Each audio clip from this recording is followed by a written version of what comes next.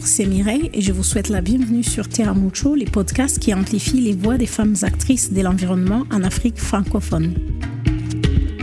On dit des femmes africaines qu'elles accouchent des bébés, qu'elles sont victimes de guerre, qu'elles sont exploitées, discriminées et sous-représentées dans les espaces de prise de décision et postes à responsabilité. Mais ce que l'on ne dit pas d'elles, c'est qu'elles sont au cœur de l'économie familiale et communautaire, qu'elles sont les premières sur les fronts de luttes environnementales. Elles surveillent les forêts et mines convoitées par les exploitants. Elles dénoncent les illégalités, cartographient les terres et les espaces des peuples autochtones. Elles luttent pour la transparence et la bonne gouvernance. Elles contribuent aux réformes des lois et bousculent les gouvernements en faveur de la justice sociale et environnementale. Elles sont entrepreneuses, médiatrices, journalistes, cartographes, animatrices, analystes des données, agronomes, militantes, formatrices, juristes, ingénieurs, dirigeantes et bien plus. Une fois par mois, depuis le cœur du bassin du Congo, nos invités se confient sur les coulisses de leur parcours, sur leurs engagements, sur leurs combats et leurs défis, et elles nous livrent le secret de leur réussite et de leurs impacts. Bienvenue sur Terra Mucho. Bonjour à toutes, bonjour à tous et bienvenue dans ce nouvel épisode de Terra Mucho, les podcasts qui amplifient les voix des femmes. Aujourd'hui, je vais recevoir Nadège Agudjato Adouké. Nadège est une chercheuse béninoise engagée, docteur en microbiologie des sols. Elle enseigne aujourd'hui à l'université de Zéré en Guinée. Mais c'est dans les zones rurales du sud du Bénin, à Diga et à Zobodomé, qu'elle déploie une autre facette de son engagement. À travers son ONG La Voix des femmes rurales, elle accompagne une quarantaine de femmes et d'hommes dans l'agriculture durable, respectueuse de la terre et source d'autonomie. Nadège relie la rigueur scientifique à une action profondément humaine. Elle a su faire le lien entre les savoirs scientifiques et les réalités rurales. Elle n'a pas choisi entre la recherche et l'action, elle fait les deux. Elle transforme les résultats des travaux en solutions concrètes pour des femmes souvent oubliées par les politiques publiques en valorisant les cultures locales et des pratiques durables. Elle incarne donc une écologie ancrée, accessible et profondément solidaire. Bonjour Nadège. Bonjour Mireille, Comment vas-tu? ça va très bien. Ok. Et chez toi? Eh bien, ça va très bien aussi, merci. Donc, je viens de lire une riche biographie de toi, mais parfois, les mots posés de l'extérieur ne disent pas tout. Qu'est-ce que toi, tu aimerais ajouter? C'est qu'on oublie souvent de dire de toi. Comme tu viens de le dire, je suis Nadège Adouké à Boudiato. Je suis également mariée, mère de 2 enfants Hmm. et épouse Babalola. Et voilà ça, une autre facette. Épouse et femme engagée dans la science et dans la promotion de l'agriculture durable. D'accord, super, Nadège. Et donc, avant qu'on plonge un peu dans ton parcours pour comprendre un peu ce que tu as fait, qui tu es, est-ce que ton nom ou ton prénom a une signification? Bien sûr, bon, pour le prénom, je peux bien donner plus de détails pour les deux prénoms. Mon prénom Adouké, ça vient de ma maman. Ma maman est 50% ghanéenne, 50% béninoise, mais Hmm. d'origine des collines, de Banté principalement. Hmm. Donc, c'est de ce fait qu'elle m'a donné le prénom Adouké qui signifie la joie. Ah, Donc, en tout cas, pour ceux qui me connaissent beaucoup, savent que Nadège Adouké adore être dans un environnement où il y a la paix, la joie. Donc, hmm. elle-même, elle donne de la joie aux autres. Le prénom Nadège, ça veut dire également Mhm.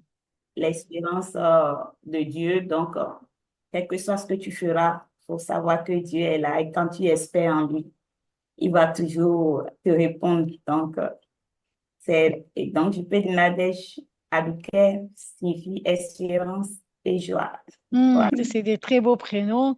Donc, Nadège, tu es chercheuse et tu aurais pu faire carrière académique uniquement. Qu'est-ce qui t'a poussé à aller vers l'action sur le terrain? La science sur le terrain, bon, il faut déjà, comme tu viens le dire dans la biographie, mon cheminement a commencé d'abord par la passion pour les sciences naturelles, Hmm. après les micro-organismes du sol et leur rôle dans l'agriculture durable. Ensuite, après mon doctorat en microbiologie et biotechnologie à l'université d'Abomey-Calavi, au Bénin, il faut noter aussi que je suis enseignante-chercheur à l'université de Nzéré-Koré en Guinée Ok. depuis un moment. Voilà. Mhm. Donc, c'est durant ma période de thèse que j'ai eu à plus rester en contact avec les communautés rurales, en particulier les jeunes, les femmes. Et ça m'a vraiment donné une source d'inspiration parce que rester auprès de ces femmes, on comprend vraiment leurs problèmes, leurs difficultés. Et c'est ça qui m'a amené à fonder également mon ONG, La Voix des femmes rurales et des jeunes. Mhm. Cette ONG, il faut juste dire que c'est en lien un peu avec mes activités, puisque je suis dans la promotion de l'agriculture durable Mhm. et dans les interactions plantes-sol, micro-organismes et également proposer des solutions durables comme les biofertilisants pour les producteurs. D'accord. Donc, voilà un Ouais. peu. Donc, on pourrait dire que ton orientation vers la microbiologie des sols est venue un peu par hasard. Est-ce que tu crois que les engagements profonds naissent parfois d'un accident de parcours? Peut-être, puisque au départ, il faut avouer que quand j'étais plus jeune, j'ai toujours eu la passion pour la médecine. J'ai toujours voulu faire la médecine et être spécialisée en pédiatrie parce que j'adore les enfants. Mhm. Donc, je me disais, quand je serai grande, je vais soigner les enfants. Donc, c'était ma passion. Oui. Et bon, après le bac, j'ai pas eu l'opportunité de pouvoir faire la médecine. Et je n'ai pas Oui. pu eu cette opportunité. Donc, je me suis dirigée directement vers la filière chimie, biologie, géologie, qui est un peu en lien un peu avec la médecine. Donc, c'est Mhm. là que ma passion a commencé petit à petit pour la biologie. Et après, plus tard, j'ai eu une passion pas possible pour la microbiologie. Donc, je me suis orientée après pour la microbiologie. Donc, j'ai eu d'abord une licence en sciences naturelles et aussi une licence en microbiologie. Et Mhm. plus tard, j'ai commencé un master en technologie alimentaire parce que là, quand j'ai commencé un peu la microbiologie, la passion a commencé Ouais. et après une autre passion, c'est de pouvoir créer une entreprise de transformation des produits alimentaires. Donc, c'est ça qui m'a orientée surtout vers la microbiologie et la technologie alimentaire. Et il faut avouer qu'après le master, c'est là qu'on le dit. J'ai voulu faire un doctorat toujours dans la microbiologie alimentaire, mais j'ai postulé à une bourse qui voulait des spécialistes en microbiologie des sols. Mais Mhm. bon, j'ai dit pourquoi ne pas tenter? Ouais, Même si ce ouais. n'est pas en microbiologie des sols, j'ai fait la microbiologie. Donc, je suis spécialiste de Mhm. base en microbiologie. Et j'ai tenté, par la grâce de Dieu, j'ai eu cette bourse-là. Mhm. Et dans la correction, il fallait que je réaménage mon projet que j'avais soumis en fonction de la microbiologie des sols. Et c'est comme ça, petit à petit, la passion pour la microbiologie des sols a Ouais. commencé. Donc, aujourd'hui, je peux dire que, en tout cas, comme Dieu le dit, parfois, le hasard n'existe pas. C'est si on a envie de faire telle chose, mais peut-être ce n'est pas ce que Dieu t'a destiné. Donc, il faut suivre aussi ton instinct. Il faut suivre quand il y a des opportunités. Il faut y aller. Il ne faut pas forcément te rester dans ta zone de confort pour dire, bon, je ne Ouais. pourrais pas. Il faut aussi noter que après ma thèse, j'ai eu à faire des post-doctorats au Bénin, Mhm. après ma thèse au Sénégal aussi, en Afrique du Sud et aussi en Italie. Est-ce qu'on peut dire alors que tu es une chanceuse ou est-ce qu'on peut dire que tu es une acharnée? Les deux, parce Mhm. que la grâce de Dieu est dedans. Je vais dire les deux. Je ne vais pas dire forcément chanceuse. On peut être chanceuse, mais il faut aussi la grâce de Dieu. Il faut être aussi acharné parce qu'il y a la motivation et l'engagement et aussi la grâce de Dieu. Donc, Mhm. je peux dire les deux. Tu es docteur en microbiologie et pourtant sur le terrain, tu es avec les femmes en train de distribuer des bottes, des semences, de parler des composts. et des pratiques agricoles, sur décalage, tu l'assumes comment en fait? Est-ce que même tu le vois comme un décalage? Non, non, non, je ne le vois pas comme un décalage. Comme je le disais, euh, mes activités scientifiques m'ont permis de nouer une relation avec les agriculteurs, puisque nos études, en fait, après la production des bioinoculants, il faut réellement tester en Hmm. milieu réel. Et pour cela, on a besoin des agriculteurs, hommes et femmes. Et comme Mhm. j'avais dit tout à l'heure, dans cette activité qu'on a eu à échanger beaucoup avec ces femmes-là, et c'est comme ça que j'ai constaté que ah, il y a ces femmes qui ont besoin vraiment d'être soutenues parce que très souvent aujourd'hui, il y a plein de sensibilisation et d'activités, mais généralement, les plus bénéficiaires, ce sont les femmes de la communauté urbaine. Moi, Mhm. je pense un peu que les communautés rurales sont souvent oubliées. Peut-être Mhm. c'est lié à l'accessibilité de ces zones-là qui font que pour aller vers eux, c'est un peu complexe. Donc, ça, suite à leurs difficultés, j'ai compris que je peux associer ma recherche avec leurs besoins. Et Mhm. en termes de besoins, je trouve que ces femmes sont pas, bien vrai qu'elles sont des femmes qui travaillent, elles travaillent, hein, elles travaillent énormément, ne sont pas du tout autonomes. Mhm. Pourquoi ne pas relier mon domaine qui est l'agriculture durable avec l'autonomisation? Donc, Oui. il faut avouer qu'aujourd'hui, en tant que la présidente de l'ONG et la voix des femmes rurales et des jeunes, nous agissons sur plusieurs fronts. Former les femmes rurales à des pratiques durables et à la résilience climatique et également organiser des ateliers sur l'autonomisation, la santé reproductive aussi, puisque bien vrai que c'est l'agriculture en termes de santé reproductive, on a des spécialistes qui Oui. viennent les former parce une femme en bonne santé est plus productive et contribuera davantage à la sécurité alimentaire. Donc, Mhm. il y a ça. Il y a également des formations sur la vie associative et les droits environnementaux aussi. Nous avons également eu à introduire, si je parle pas forcément avec mon ONG, mais avec d'autres femmes agricultrices, durant mon parcours scientifique, hein, et ça continue avec les projets réalisés au Mhm. laboratoire au Bénin. Nous avons eu à introduire des innovations comme les biofertilisants et issus de la recherche dans les pratiques locales. Ouais. Aujourd'hui, c'est un peu connu. On est actuellement avec mon prof à qui je fais un coucou, le professeur Moussa Lamine.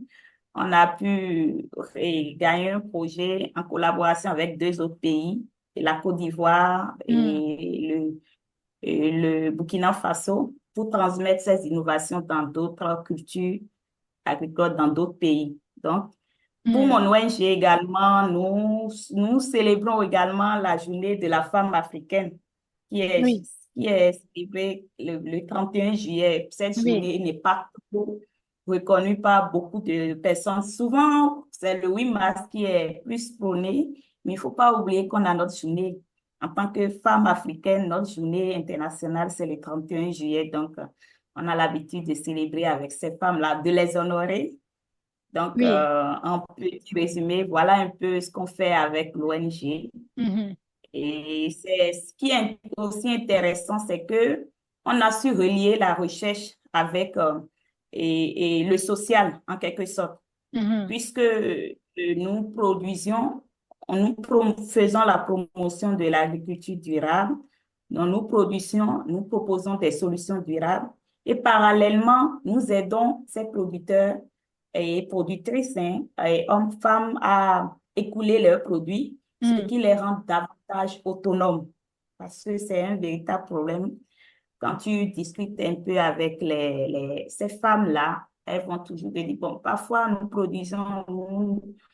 nous faisons des prêts pour faire ces productions, mais à la fin, faute de moyens pour aller vers la ville, grâce à notre ONG, ce que nous produisons dans l'ONG, parce que il faut avouer on est en train de valoriser en quelque sorte une culture qui est un peu menacée actuellement à Cotonou. Je parle des légumineuses, notamment le Mhm. douioué.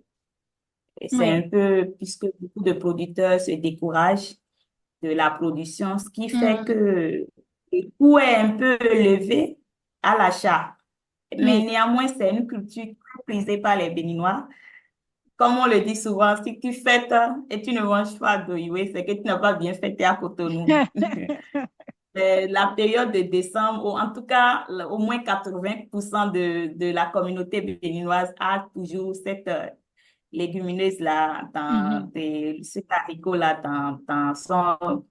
dans son menu. Donc, l'objectif, c'est de pouvoir valoriser davantage cette légumineuse qui non seulement contribue à l'amélioration de la fertilité des sols et qui joue un bon rôle pour l'environnement. Donc, nous Mhm. relions la science, la recherche, parce que après nos productions, l'objectif, c'est de voir son impact sur la fertilité des sols. Donc, nous Mhm. analysons ces sols-là pour voir si est-ce que cette production a eu un impact positif, comme la littérature l'a si bien dit. Donc, voilà un peu ce qu'on fait avec l'ONG et je suis Ouais. vraiment très heureuse d'être avec ces femmes-là, ces femmes très engagées qui travaillent énormément. Et Mhm. voilà.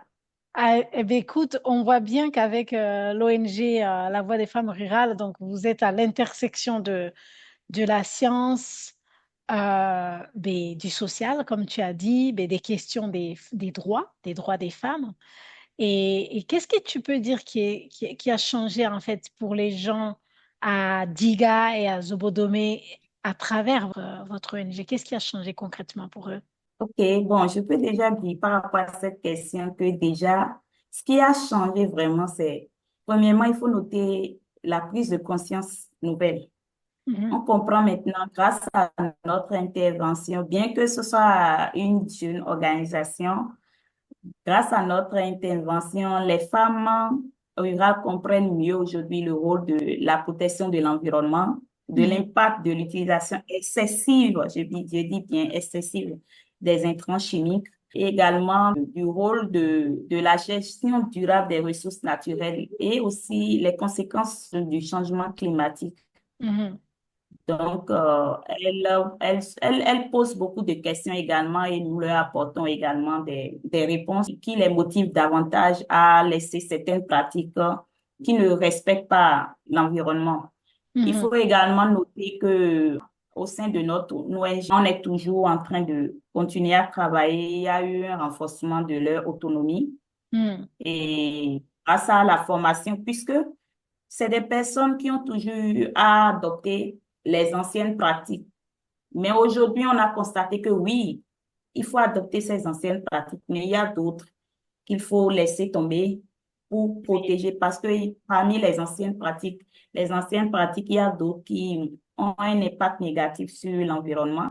Donc, grâce à nos interventions, elles maîtrisent davantage les bonnes pratiques culturelles et également la gestion de la coopérative. Notre intervention a permis de renforcer davantage Oui. leurs liens, bien qu'elles soient toutes dans le même environnement, surtout quand on se retrouve, ça renforce encore leurs liens Mhm. de coopération pour travailler sur d'autres choses. Et aussi, leur leadership, et aujourd'hui, ce que nous faisons davantage pour les motiver, c'est à la fin de la production et de la production agricole, nous félicitons les meilleurs. Donc, même les meilleurs reçoivent des cadeaux qui motivent Oui. les autres. Je Oui. me rappelle des premières années, il y a d'autres qui ont banalisé et les meilleurs ont reçu de pain pour fêter avec d'autres petits cadeaux. Ce qui a fait que l'année qui a suivi, chacun s'est motivé. Donc, et ça a renforcé leur leadership.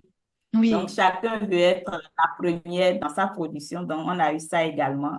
Mhm. Et il y a également l'adoption des pratiques agricoles durables. Donc, aujourd'hui, elles savent que, bon, l'engrais, c'est bon, mais il ne faut pas en exagérer parce Mhm. que on ne peut pas les sensibiliser à dire laissez tomber à 100% les engrais. Mais ce qu'on peut faire, c'est de prôner d'abord l'agriculture raisonnée qui dit d'utiliser moins les engrais chimiques jusqu'à ce que petit à petit, on verra comment réajuster. Donc, Mhm. elles sont déjà dans cette pratique de l'utilisation d'engrais chimiques. Notre sensibilisation va surtout dans le cadre de la réduction de cette utilisation excessive. Et du coup, toi, en fait, une femme scientifique, on sait très bien que les institutions, ou en tout cas ces secteurs-là de la science, est vraiment beaucoup dominé par les hommes.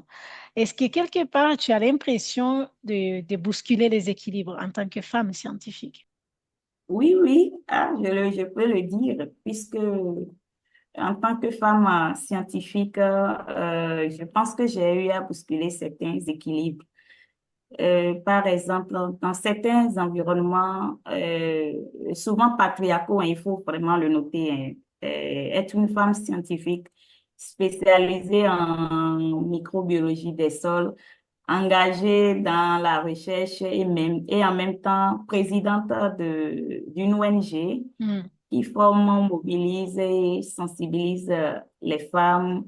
Ce n'est pas neutre. Donc, en tout Mhm. cas, je pense que je suis fière de moi et je pense également que j'ai bousculé les idées selon lesquelles la science serait réservée aux hommes, hein, ou Mhm. que les femmes rurales ne pourraient pas comprendre les sujets techniques comme les biofertilisants, l'agroécologie, le changement climatique, l'agriculture durable. Donc, je pense que j'ai bousculé les rôles sociaux figés en Mhm. montrant qu'une femme peut faire de la recherche de haut niveau et publier également des articles. Il faut noter que je suis auteur et co-auteur de plus de 40 articles scientifiques Mhm.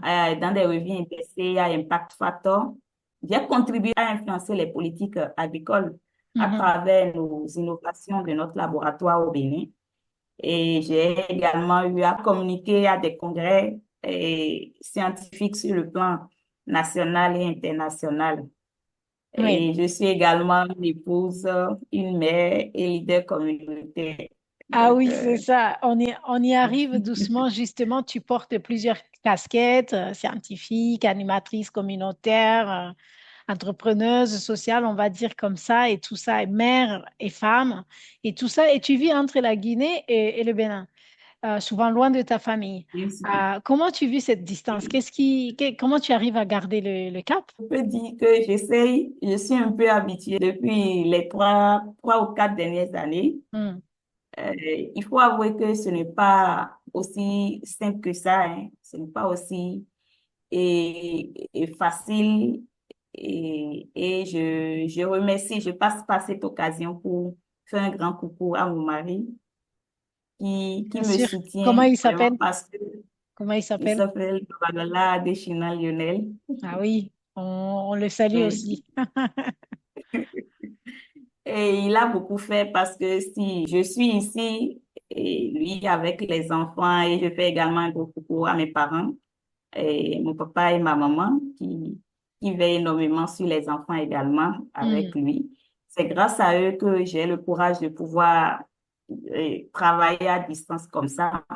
Vous Oui, savez bien que dans notre système, surtout ce système, c'est compliqué pour la femme oui, de vivre loin de la famille. Donc, oui. j'essaie de donner le meilleur de moi-même et tel que j'arrive à le faire, je fais le nécessaire pour que chaque 3 mois, j'arrive à faire un tour à la maison, voir les enfants, passer du bon moment avec eux Mhm. et, et voilà un peu, j'arrive à Oui, gérer. oui. Donc, si je t'entends bien, en fait, mais finalement, la structure sociale de la famille est très importante aussi pour la femme. Si la femme veut avancer dans ses projets, dans ses ambitions, il y a besoin d'avoir un socle fort autour d'elle. Et donc, tu vas me dire comment tu as fait ça, mais aussi comment tu fais face aux jugements et aux préjugés, parce que ça, c'est toujours présent dans nos sociétés, d'une femme qui part loin de son mari et de ses enfants. Quelle femme indigne! Je suis sûre qu'il y en a qui disent ça. Donc, comment tu fais face à tout ça? Bon, c'est pas du tout facile. Les préjugés, ça ne manque pas. Déjà, il y a ces préjugés je suis sûre qu'on ne fait que le dire à mon mari. Même Oui, s'il me soutient, il m'encourage et c'est sûr qu'on va lui dire, même à moi-même, on dit, mais toi, tu laisses ton mari, ta famille chaque fois pour travailler loin de ton... Mhm. Ah, tu seras fait, on va te l'arracher. Mhm. J'entends ça et bon, ce que je pourrais dire, c'est c'est la grâce de Dieu. Et chaque jour, je prie Dieu de faciliter davantage parce que quel que soit ce que tu feras, tu peux beau rester à côté de ta famille ou pas, si tu auras des problèmes, tu en auras. Ça, c'est certain. Néanmoins, il faut aussi dire que être loin de mes enfants, de mon mari, et ce n'est pas un confort, hein, ce n'est pas du tout un Oui. confort pour une femme. Oui.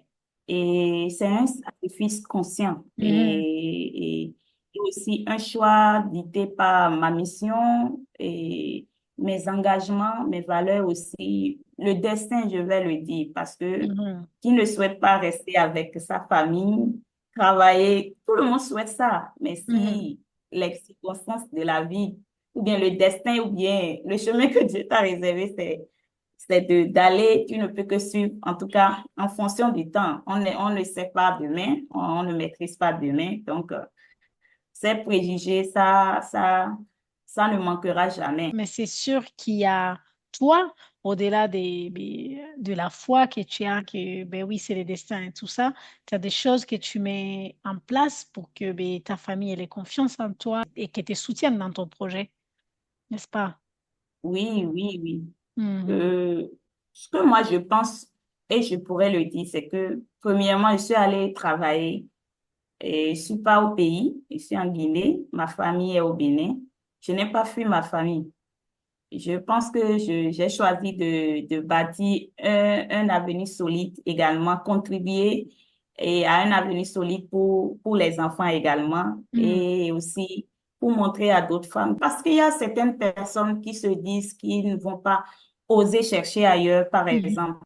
Mhm. Alors que tu peux planifier. Tu peux Oui, dire, bon, s'il y a des sacrifices à faire pour la famille, pour un bon, mais pour un meilleur lendemain, pourquoi ne pas le faire? oui. Il suffit, l'essentiel, c'est d'avoir cette entente avec ton mari, ton époux, s'il est prêt à t'accompagner et que pour le moment, il n'y a pas une solution de rester à ses côtés, mais de le faire, mais de ne pas fuir complètement de doute, de ne pas également oublier que tu as une famille derrière qui Mhm. t'attend, de faire l'effort de ne pas dire, bon, parce que je travaille là-bas, c'est après un an, je vais rentrer, du tout pas. Il faut faire l'effort, au moins chaque trimestre, rentrer. Et la chance qu'on a aussi, c'est que nous avons les vacances pour un bon Oui, moment. Donc, je vais passer plus de temps avec oui. la famille et aussi comment discuter aussi. Aujourd'hui, au début, c'était un peu difficile pour les enfants, Mhm. mais aujourd'hui, ils savent que, bon, quand maman bouge, c'est aussi pour contribuer Oui, à leur bien-être. Si ouais. tu travailles bien, tu auras droit à telle chose. Quand je vais revenir, je vais ramener un cadeau de là-bas. Oui. Donc, ça les motive. Donc, pour la petite anecdote, il y a ma fille qui, quand j'ai bougé en début de l'année, j'ai constaté qu'elle n'a pas pu, pour les examens, la composition, elle n'a pas travaillé au premier semestre. Et là, je l'ai grondée un peu. Ça l'a motivée. Elle a travaillé le second semestre de ouf. Donc, j'ai compris que peut-être le fait qu'on a passé un bon moment ensemble et j'ai Ça l'a quitté, boosté. ça Ouais. a créé peut-être un décalage psychologique à elle, mais elle a repris. Depuis ce moment, elle a bien gardé le cap. Et Mhm. c'est également pour le garçon qui est la plupart du temps premier de sa classe. Donc, je pense et je crois, hein, à mon humble avis, qu'il est temps aussi de changer le récit parce que ce n'est pas parce qu'une femme voyage, travaille à l'étranger ou dirige une ONG qu'elle est moins mère ou moins épouse.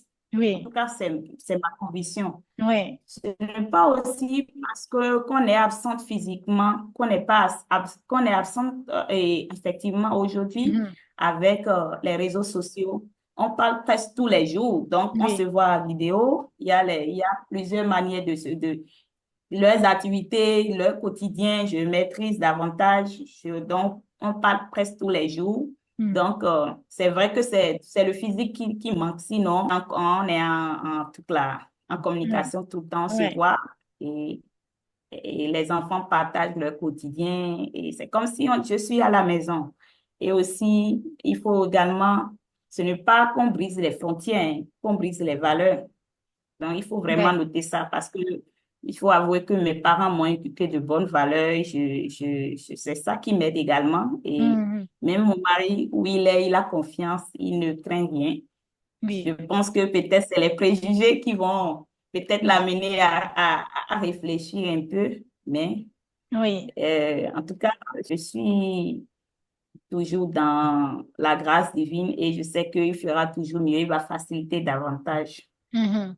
Justement, en parlant des filles, tu encadres les filles à l'université, n'est-ce pas?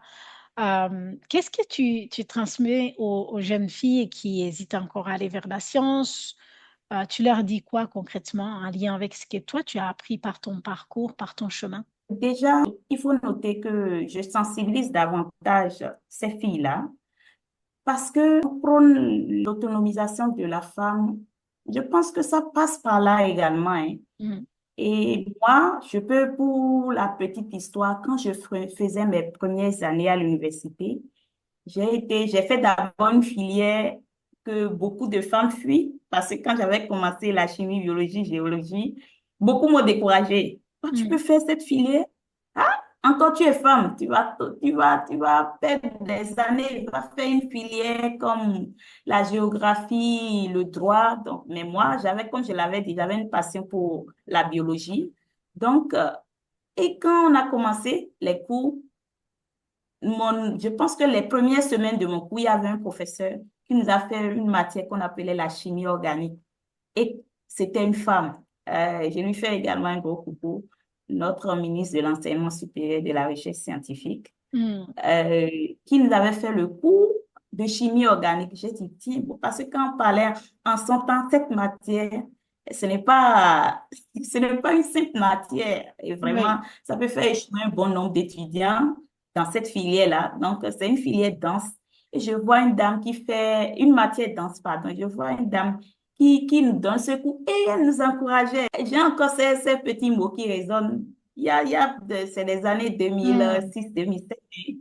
Et j'étais très, très, très, très contente de voir une femme. Et je dis, mais pourquoi moi-même, si une femme fait, moi-même, je peux le faire. Oui. Et je pense que elle a été sur le plan scientifique, elle a été ma première source d'inspiration sur le plan scientifique, hein. Mhm. Et je me disais que c'est ça qui m'a motivée à travailler dans cette Mhm. matière-là. Les Mhm. années qui ont suivi, j'allais au tableau pour les exercices. J'ai eu une passion formidable pour la chimie organique. Et ça a commencé petit à petit là. Après, j'ai eu à rencontrer d'autres femmes, hein, d'autres femmes scientifiques et très inspirantes, comme le professeur également, mon mentor, à qui je fais aussi un coucou, le professeur Christine Wensavi, et plein d'autres professeurs. Donc, aujourd'hui, Oui. j'essaie de transmettre ça également à ces filles-là, dont j'ai l'honneur et également la possibilité et la chance de pouvoir les encadrer. Mhm. Et parfois même, il y a les garçons sont jaloux en salle parce que quand je vois une femme, quand je pose des questions, elle s'exprime. Je dis, bon, je ne veux que les femmes disent, ah, docteur, vous là, pourquoi c'est que Ouais. les femmes? Et nous, je dis non.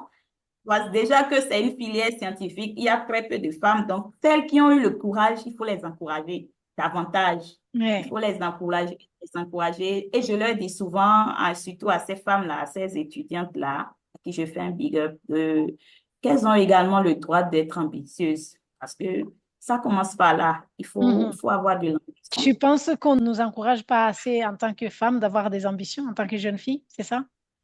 C'est ça, il faut être vraiment, exactement, il faut être ambitieuse. Elles ne sont pas condamnées en fait à rester à l'arrière-plan. Oui. Elles peuvent également, puisque moi je suis là, je suis une Mhm. preuve palpable. Donc, et la science leur appartient également. La science n'appartient pas uniquement aux hommes, ça appartient également aux femmes. Et nous avons notre mot à dire. Je leur parle un peu de mon parcours pour les Mhm. inspirer davantage à exceller dans le domaine de la science. Leur dis également que Tu n'hésiteras pas à leur partager le podcast quand il va sortir. vraiment, vraiment, vraiment. Ouais, Je ouais. leur dis également que femme, tu peux publier dans les articles, puisque j'ai eu à publier des articles scientifiques. J'ai rédiger, rédiger des projets et co-exécuter des projets scientifiques. J'ai enseigné, je suis une passionnée du laboratoire également. Et en tout cas, j'essaie de faire de mon mieux, j'essaie de leur parler aussi des défis, hein. Il y a aussi des défis réels, hein. Et le sexisme, les doutes, la pression Oui. sociale, il y a également ça. La pression sociale, les discriminations, il faut pas oublier de le dire. Mm. Et je leur dis également que ces obstacles ne sont pas ce ne sont pas des murs parce Oui. que c'est pour un temps, hein, et si elles arrivent à oser et qu'elles s'y accrochent, je pense qu'elles vont réussir et aller au-delà que je les encourage surtout à avoir d'ici 10 ans également des docteurs comme moi, puisque Mm. après je vais les appeler de me faire des transferts, donc bon, juste vous blaguer. Donc, en tout cas, j'essaie de faire ce que je peux et je Oui. vais continuer davantage pour les motiver. Du coup, on commence à arriver à la fin de notre échange, mais on ne peut pas finir sans regarder un peu le futur. Toi, dans 20 ans, tu te vois où, comment? Qu'est-ce que tu as accompli en fait et qui te rend fier? Bon, je pourrais dire, avec l'aide de Dieu, la grâce de Dieu, que dans 20 ans, je me vois comme une femme de la science et d'impact reconnue à l'échelle africaine et mondiale. C'est mon souhait. Mhm. Et une référence dans le domaine de la microbiologie des sols, l'agroécologie et la justice environnementale. Je me vois également dans 20 ans la directrice d'un centre de recherche et d'innovation pour l'agriculture durable en Afrique de l'Ouest. Les savoirs scientifiques rencontrent les savoirs locaux Mhm. et où les jeunes chercheurs, en particulier les femmes, seront formés, soutenus et valorisés. Je me vois également dans 20 ans aussi accompagnant des centaines de femmes, de jeunes femmes rurales, hein, devenues entrepreneurs vedettes et également autonomes. Et aussi, je me vois écrivant, témoignant, construisant des passerelles entre la science, les communautés rurales et les décideurs publics. Parce que c'est dans 20 ans, donc Ouais, je l'espère bien, par la grâce. c'est chouette et c'est sur cette note-là qu'on va finir notre conversation. Merci encore, Nadège, de passer ce temps, d'échanger. C'était un moment hyper agréable, très inspirant. Et ouais, je recommande à toutes les jeunes qui hésitent encore de passer à la science, d'écouter cet épisode. Donc, merci encore. Je profite de ce podcast pour te dire encore une fois merci pour ta disponibilité. Merci à Terra Moucho de m'avoir également sélectionné et un gros coucou également à mon mentor, et le prof Christine Wensavi, à ma famille, mes parents, et mes enfants que j'adore, Anaël et Noah, et mon mari et Lionel, et les femmes rurales, les membres de mon ONG et mes professeurs. Je tenais également à dire que je rêve également d'un monde où les chercheurs, femmes, hein, les chercheurs africaines, elles soient au cœur des politiques et du développement durable. Je rêve également d'un monde où les femmes rurales sont respectées, hein, et financées parce qu'il faut vraiment qu'on soutienne les communautés rurales. Je passe par cette occasion également pour appeler les décideurs, les bailleurs, les institutions à investir dans la formation, la recherche et les initiatives communautaires portées par les femmes. Et je sais qu'ensemble, nous pourrons faire de la justice environnementale une réalité vivante, inclusive et féminine. Merci, Nadège. Plaisir partagé.